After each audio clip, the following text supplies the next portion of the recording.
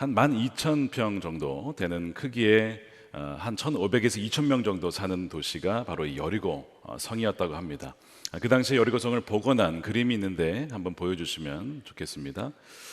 바깥쪽에 도랑이 파져 있고요, 축성이 쌓여져 있고 하부 성벽과 상부 성벽으로 나뉘어져 있고 곳곳마다 성루가 있는 곳, 저것이 바로 여리고 성입니다. 그리고 그 안에는 안악자손이라고 하는 거인들의 후손들이 살고 있었기 때문에 정탐을 하러 갔던 이들이 저 상황을 보고 굉장히 두려워했을 법한 것이 바로 저 여리고성의 상황이었습니다.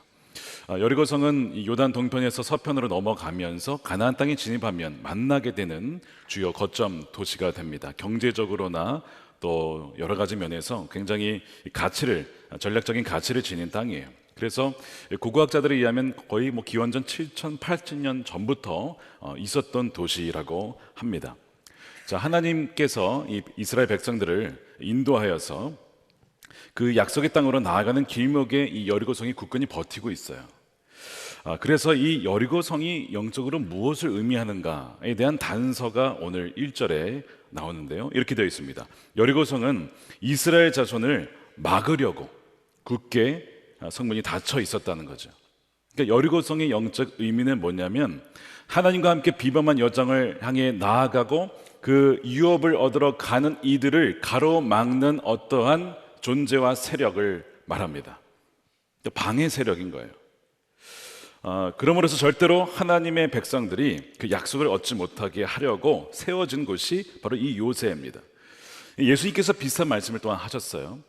제자들에게 교회를 세울 것이다 라고 하면서 너희 앞에 음부의 권세가 있을 거야. 근데 이 음부의 권세를 세 번역에서 뭐라고 번역했냐면 죽음의 문들, 번역을 복수로 번역을 하면서 죽음의 문들, 영어로는 The Gates of Hell, 지옥의 문들, 그것들이 바로 그들의 앞을 가로막게 될 것이다. 그러나 그것들은 너희를 이기지 못한다, 그런 말씀을 하셨다는 거죠. 그래서 마태복음 16장 18절에 죽음의 문들이 그것을 이기지 못할 것이다. 교회는 여러분 건물이 아니라 바로 여러분들이 교회입니다. 이 교회는 움직이는 교회예요. 하나님의 백성이 말씀을 따라서 주님과 함께 동행하며 성령에 따라서 나아가다 보면 반드시 그들을 가로막고 있는 이 죽음의 문들이 있다는 거예요. 그래서 이 죽음의 문들은 고정되어 있고 우리가 공격이고 거기가 방어를 하게 되는 이런 모양새가 되는 거죠. 이거는 여러분 영적 전쟁이에요. 영적 전쟁이기 때문에 우리가 이것을 원리를 알지 못하면 우리의 육신의 힘으로는 절대 이길 수가 없습니다. 그래서 이걸 알지 못하면 백전백승이 아니고 백전백패를 하게 되어 있어요. 사도 바울이 이 영적 여정을 가로막는 여리고성을 견고한 진, 견고한 요새라고 표현을 합니다. 고린도후서 10장 4절 말씀을 함께 읽어보겠습니다. 시작. 싸움에 쓰는 우리의 무기는 육체의 무기가 아니라 하나님 앞에서 견고한 요새라도 무너뜨리는 강력한 무기입니다. 이 견고한 진을 표현을 하는데요, 이것은 바로 우리를 가로막는 어떤 요새화된 거주지를 말하죠. 성경에 요새가 두 가지가 나와요. 하나는 주님이 우리의 요새시다, 주님이 우리의 산성이시다. 또 하나는 마귀가 거주하는 요새가 있어요. 그런데 이 마귀가 거주하는 요새가 어디에 있느냐? 사람 안에 있습니다. 이건 제 말이 아니고 성경 말씀이에요. 자, 마태복음 12장 43절입니다. 더러운 귀신이 사람에게서 나갔을 때 물 없는 곳으로 다니며 쉬기를 구하되 쉴 곳을 얻지 못하고 이에 이르되 내가 나온 내 집으로 돌아가리라. 그 집은 어디입니까? 사람입니다. 그러니까 그 사람이 마귀가 거주하는 집이라는 거예요. 물론 이것은 귀신이 쓰여지는 일을 말하기도 하지만 또 한 가지는 귀신이 쓰여지지 않아도요, 마귀가 거주할 수 있습니다. 여러분 꼭 기억하셔야 될 것은 거듭난 그리스도인의 영에는 성령이 거주하시는 성전이 됩니다. 그래서 마귀가 건들지 못해요, 사실은. 그러나 어디에 마귀가 침투를 하냐면 우리의 마음입니다. 즉 이 마음은 지성과 감정과 의지가 있는 곳인데 우리가 지식에까지 아직 새롭게 되지 않은 그 부분, 우리의 어떤 가치관, 세계관 안에 마귀가 자리 잡고 요새를 만듭니다. 거기를 거점 삼아서 그 사람에게 영향을 미쳐요. 그 사람의 결정과 선택과 의지에 영향을 미칩니다. 우리가 잘 살펴봐야 될 것이 우리의 지금 이 마음 안에 요새화된 이 견고한 진이 무엇이 있는가를 여러분 살펴보셔야 합니다. 영화 기생충에 보면요, 그 주인들이 살고 있지만 그 주인은 모르고 있는 것이 뭐냐면 그 집 밑에 기생충, 즉 빌부터 산 사람들이 있음을 모릅니다. 마치 이와 같다는 거예요. 분명히 거듭난 그리스도인이지만 그의 생각 속에는 마귀가 심어준 생각과 가치관과 세계관을 여전히 갖고 살아간다면 마귀는 그것을 거점 삼아서 그 사람을 통제하고 컨트롤하게 된다는 겁니다. 자, 이 견고한 요새를 짓는 재료가 뭔지 아세요? 재료가 여러분 꼭 기억하십시오. 하나님을 대적하는 모든 생각과 이론입니다. 그것이 견고한 진을 짓는 재료예요. 고린도후서 10장 그 뒷부분을 보시기 바랍니다. 모든 이론을 무너뜨리며 하나님 아는 것을 대적하여 높아진 것을 다 무너뜨리고 모든 생각을 사로잡아 그리스도에게 복종하게 하니. 자, 견고한 진은 하나님을 아는 것을 대적한 이론들, 모든 생각들이 견고한 진입니다. 하나님의 창조를 거부하는 진화론이나 하나님의 창조 질서를 거부하는 동성애나 또한 하나님이 살아계심을 거부하고 신이 없다라고 주장하는 주체 사상이나 인본주의를 바탕으로 한 세계관, 이 모든 것이 뭐냐면 아주 체계적으로 세워진 견고한 요새라는 것입니다. 그러니까 거듭났지만 여전히 그것을 믿고 있다면 무슨 일을 하고 있는 거예요? 자신의 마음속에 마귀가 거주할 수 있는 그 처소를 마련해 준 거나 똑같은 겁니다. 마귀는 그걸 틈타서 그 사람에게 악한 영향을 미치게 되는 거예요. 처음부터 이런 것이 아니라 예를 들면 어떤 말씀이 딱 들어왔을 때 창조가 어디 있어? 그러면 마귀가 좋아해요. 그렇게 생각하니 그 생각을 가지고 틈을 비집고 들어와서 거기에 둥지를 트고 그것이 나중에 요새로 발전하는 겁니다. 하나님의 말씀에 우리가 거역하는 것이 여러분 이게 쉬운 게 아니라 심각한 일입니다. 마귀는 그것을 굉장히 좋아해요. 여러분, 마귀를 잘 키우는 방법이 있어요. 불순종하시면 됩니다. 거역하시면 됩니다. 그럼 마귀가 잘 자랍니다. 절대 이런 일이 벌어지면 안 되겠지만 실제 그런 거예요. 마귀가 아주 좋아해요. 그러면 그 사람 안에 그 사람의 영혼을 점점 더 장악하기 시작해요. 가끔 먹이를 주니까 그런 겁니다. 불순종하고 불신앙을 갖는 거예요. 어떤 사람은 그것을 가지고 이제 자신의 생각을 책으로 만들어서 퍼뜨리면서 다른 사람들에게도 역시 이 불신앙의 견고한 진이 생기도록 만드는 거죠. 놀라운 것은 마귀는요, 이 모든 일을 마귀가 한다는 것을 절대 모르게 함으로써 진행한다는 겁니다. 우리 안에 이런 생각들이 그냥 생각이라고 착각하게 만들어서 뒤에서 교묘하게 조종하는 것이 마귀가 하는 짓이에요. 마귀는 거짓의 아버지니까. 거짓의 아버지라고요. 이게 마귀입니다. 절대 자신의 정체를 드러내질 않아요. 그러니까 우리가 성령께서 우리 안에 계실 때에 성령께서는 진리의 영이시기 때문에 분별하게 합니다. 우리의 생각과 마음 중에 어떤 의지 중에 주님이 원하시지 않는 어떤 딱 부딪히는 것이 있을 때 이게 마귀가 심어준 들어와 있는 요새구나 여러분 아셔야 돼요. 그걸 파악하고 그걸 무너뜨리셔야 합니다. 예를 들면 여러분 경험이 여러분 굉장히 중요하죠. 그러면 많은 경험들이 필요합니다. 그리고 경험이 있으면 말씀을 읽을 때 이게 이런 말씀이구나 하는 것을 깨닫게 되는 도움이 돼요. 근데 반대로 이 경험은 동시에 하나님의 말씀을 거부할 수 있는 요새가 될 수도 있어요. 예를 들면 이런 겁니다. 하나님께서 아브라함에게 약속의 말씀을 주셨어요. 그렇죠? 내가 너에게 자손을 줄 것이고 큰 민족을 이룰 거야. 근데 1년, 5년, 10년, 20년, 24년이 지나도 어느 하나 자식을 준 것이 없어요. 자, 그러면 그런 경험들이 쌓였단 말이에요. 지금 약속의 말씀이 있지만 24년간 말씀이 성취되지 않는 경험이 쌓였어요. 그러면 사람은 보통 어떻게 하냐면 이 경험을 바탕으로 결정을 내립니다. 이 말씀이 틀렸다. 하나님이 틀렸다. 말씀은 이루어지지 않는다라고 경험을 바탕으로 말씀을 제거해 버립니다. 이러기가 십상이에요. 그러니까 여러분들 중에 지금 본인의 경험과 말씀의 약속이 상충될 때가 있을 거예요. 그때 마귀는요, 야, 말씀이 틀린 거야. 응? 이루어지지 않아. 희망 고문 당하지 마. 이런 얘기를 분명히 할 거라고요. 그런데 로마서 4장 읽어보면 아브라함이 그런 상황이었지만 믿음이 약하여진 것이 아니라 오히려 견고하여져서 더 하나님께 나아감으로 결국에는 그 약속이 성취되는 경험을 했다는 것입니다. 여러분, 이런 일들이 우리에게 일어나야 된다는 것이죠. 어떠한 견고한 진들이 우리 안에 있는가? 여러분, 이 여리고라고 하는 것은 다양한 견고한 진들 중에서 뭐냐면 교만을 뿌리로 둔 불신앙의 견고한 진입니다. 불신앙이에요. 모든 죄의 뿌리는 여러분 교만입니다. 거기에서 모든 죄의 열매가 나오는 거예요. 그리고 그 교만이라는 뿌리에서 나오는 것 중에 바로 불신앙, 마음을 굳게 닫고 말씀을 거부하는 그것이 나오게 되어 있습니다. 지금 여리고 사람들은요, 성문 닫을 때가 아니에요. 지금 성문을 활짝 열고 하나님 당신을 환영합니다, 영접합니다, 이렇게 했었어야 된다고요. 왜냐하면 이들은 40년 전부터 이스라엘 백성들이 홍해를 건널 때부터 소문을 들었어요. 그 여호와라고 하는 하나님이 계신데 그들의 백성들을 다 건지시고 애굽의 그 군사들을 물리치셨대. 그들이 그것을 듣고 간담이 높고 선을 해서 그런 말씀을 들었단 말이에요. 근데 40년 동안 계속 그 마음을 닫고 있는 거예요. 여러분, 이 40년간 하나님이 기회를 주신 겁니다. 어떻게 하라고요? 여호와를 영접하라고, 하나님을 믿으라고 하나님이 기다려 주신 거 아닙니까?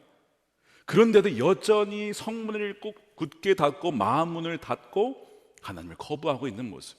여러분, 40년이 아니라 아브라함 때부터 따지면요, 아브라함이 그때 하나님을 믿는 사람, 야, 당신과 하나님이 당신과 함께합니다. 아비멜렉이 그런 얘기를 하잖아요. 이미 가나안 지역에 여호와라는 이름이 알려졌어요. 그러면 그때부터 따지면요 440년입니다. 440년 동안 긴 시간을 하나님이 이 여리고에 있는 사람들을 기다려 주신 거예요. 인내하시고 또한 자비로우셔서 은혜를 베풀어 주신 건데요, 마음을 꽉 닫고 있는 것, 이것이 바로 이 불신앙이라고 하는 여리고의 이 견고한 진입니다. 그럼 베드로 후서 3장 9절에 보면 이런 말씀입니다. 함께 읽어보겠습니다. 시작.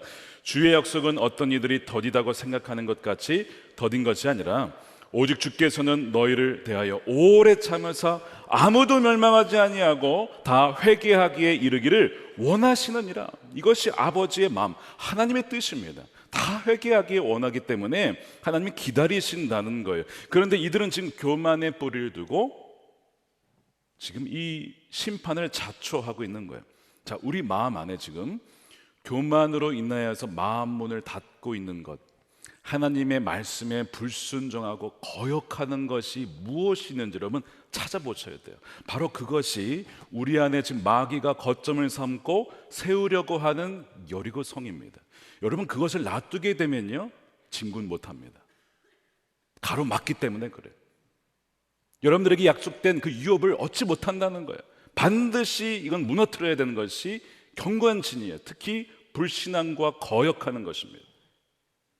아내에게 사랑하라 그랬는데 사랑하지 않고, 남편을 존경하라고 했는데 또 순종하라고 했는데 하지 않고, 뭐 이런 것들이 별거 아닌 것 같지만 차곡차곡 그런 불신앙과 불순종들이 쌓여서 아주 견고한 진이 되어서 마귀가 그거를 바탕으로 그 사람을 영향을 미친다는 거예요.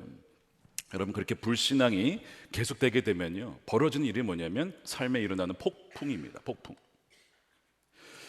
요나가 하나님 말씀을 들어요. 분명하게 들었습니다. 니느웨로 가라.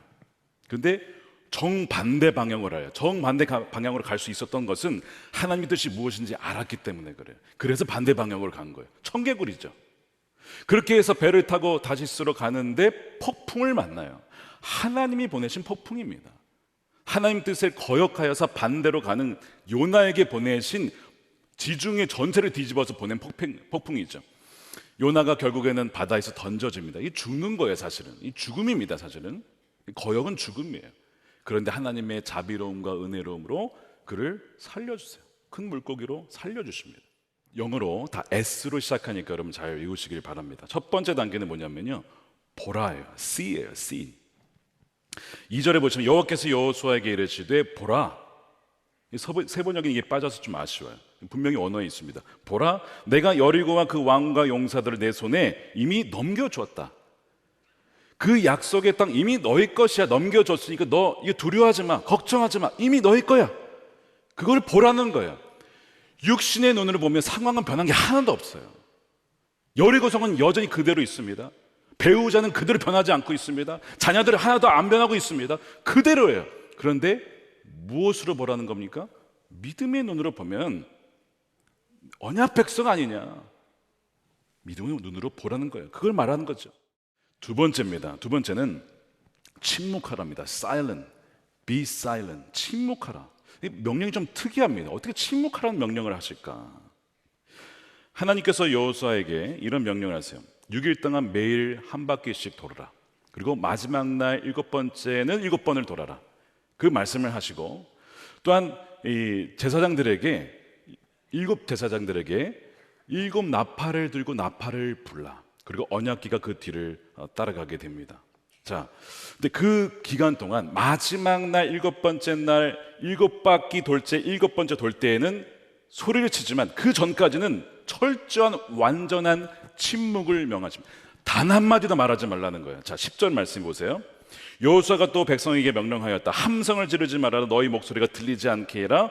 한마디도 입 밖에 내지 말고 있다가 외쳐라 할 때 큰 소리로 외쳐라. 왜 하나님께서 한마디도 말하지 말라고 하셨을까요?